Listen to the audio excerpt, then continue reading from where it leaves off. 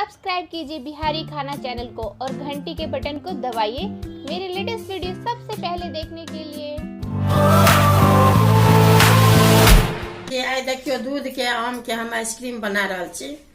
तो ये एगो आम के अहाँ के गाड़लो हैं, ये एतटा के आम अछि। तो एगो आम गाड़लो हैं एक तो पीसे छी मिक्सी में। तो एमे ने से हम अहाँ के से 2 चम्मच चीनी द रहल छियै।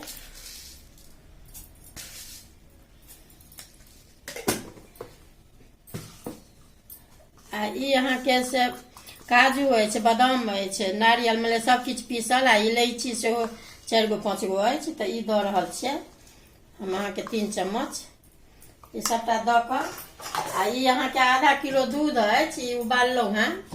तो ई आधा किलो दूध में से ई बना रहल छी। तो एमे सबटा द क ने से मिक्सी में पीसे छी। देखियो दूध अथी पीस लेलहुँ हैं दूध के आम के। तो ये में मिला रहल छी।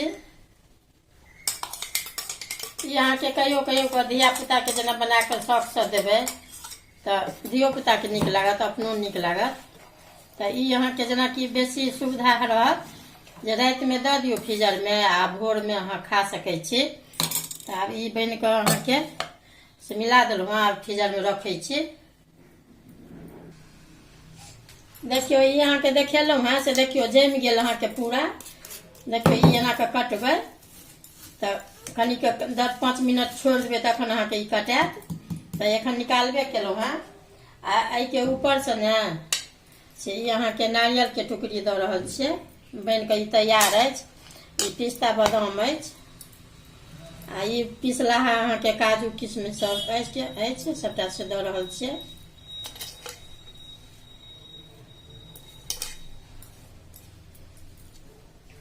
देखबे बना कर ने कहियो कहियो के जना बाजार में खाइते छी कीन कर आ घर में बना कर देखबे बहुत निक लागत। धियो पुता के पसंद सब मन खुशी से खायत। देखियो तो अभी बन के अहाँ के तैयार है वीडियो आइसक्रीम आम के आ दूध के। वीडियो निक लागत तो लाइक करो।